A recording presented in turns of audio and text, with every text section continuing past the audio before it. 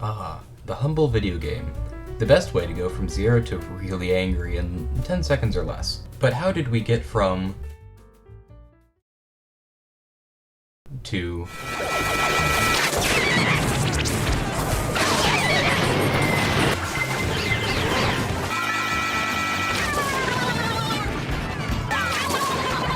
well, let's just ask our favorite irrelevant company, Atari. The Atari 2600 was one of the first successful game consoles that remotely resembles what we have today. However, since people weren't really informed about the medium when the industry first started, consumers would go off the marketing when they wanted to buy a game. But since the box art looked like this, and in reality the game showed on your TV like this, it really didn't bode well with consumers. People were misled by the marketing and box art, and in the end were just plain sad after popping a game in. This led to the video game crash of 1983 when people were getting tired of getting misled and kinda just stopped buying games for a while. Meanwhile in Japan, some playing card and taxi company had an idea, that company being Nintendo. Nintendo came out with a Game & Watch line of systems in 1980. These were systems that used displays similar to those found in calculators to play primitive yet addicting and challenging games. Seeing their success in the arcades with games like Donkey Kong and their total domination of the portable games market, Nintendo looked at their next target, Atari.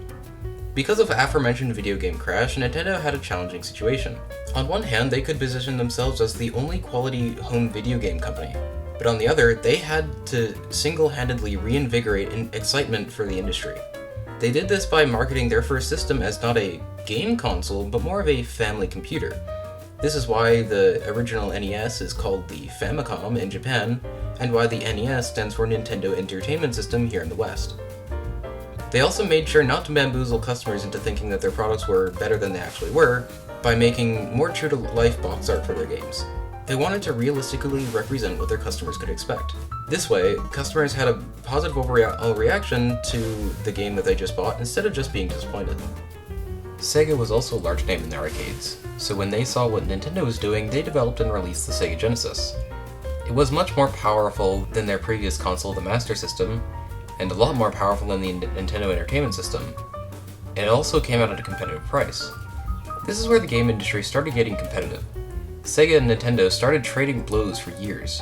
They were both trying to one-up each other constantly. Eventually, Nintendo had an idea for an add-on to their now current system, the Super Nintendo, and partnered with Sony to make it happen.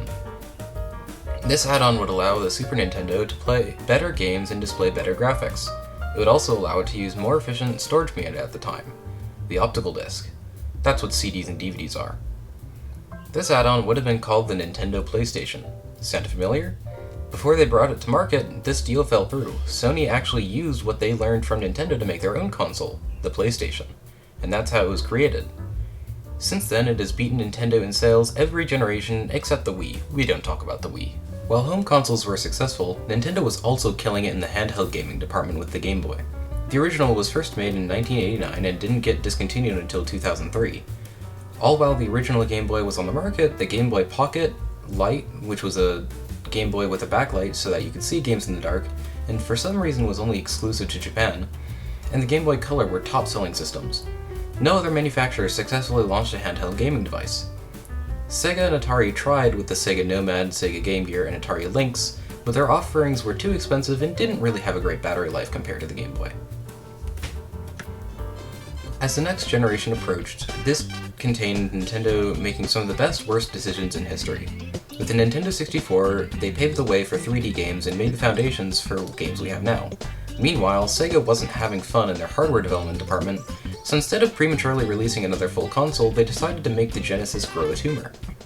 The Sega 32X was Sega's answer to the 3D gaming, and it was the wrong one. It was an expensive add-on to a console that was already showing its age. It really didn't sell well and was a huge loss of money for the company. So with three companies in the ring, Nintendo, Sony, and Sega, who would fall first? Let's ask Sega. Wait, they're gone? Oh, well that answers that question. Sega wasn't doing too well with their marketing in the late 90s and early 2000s. And their most recent console at the time, the Sega Dreamcast, was very powerful and easy to develop for, but it was expensive compared to other offerings at the time. For For this reason, and some conflicts internally, Sega was forced to step down from the hardware market and was reduced to making semi-okay games for their consoles. So who would step up to take Sega's place as the third contender in the video game hardware market? How about Microsoft, one of the least hip and rad companies out there? Microsoft was really trying to get into the casual consumer's hands with something other than just Windows. They threw stuff at the wall and nothing really stuck until...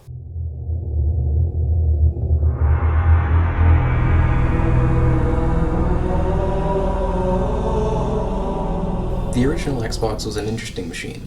It was the most powerful console on the market at the time, and it had a lot of great games. The headline, of course, being Halo. Personally, I've never really understood a Halo single player, but with primitive online capabilities of the Xbox and Halo 2, it sure was easy to learn some fun new words with random 40-year-olds online. Things are really starting to heat up. What is Sony gonna do?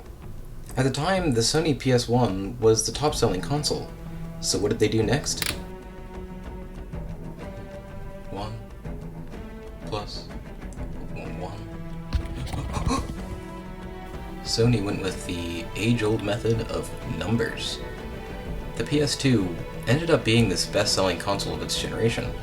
It was competing against the original Xbox and the Nintendo GameCube, so honestly, what else did I expect? Given the fact that most people haven't even heard of the GameCube, in fact, if you aren't a big fan of video games and aren't into Nintendo, then I really wouldn't expect you to know much about the GameCube, if anything at all. It didn't sell very well, however it has a lot of redeeming qualities. It is now time for my favorite part of this video. Why the GameCube is my favorite console. Number 1, it has a handle. Number 2, there weren't many low-quality games on this system. Compared to the Xbox 360, Wii, and other later consoles, this is one that was pretty much free from shovelware. 3, it has a handle. 4, the GameCube had a few really cool accessories, like the broadband adapter.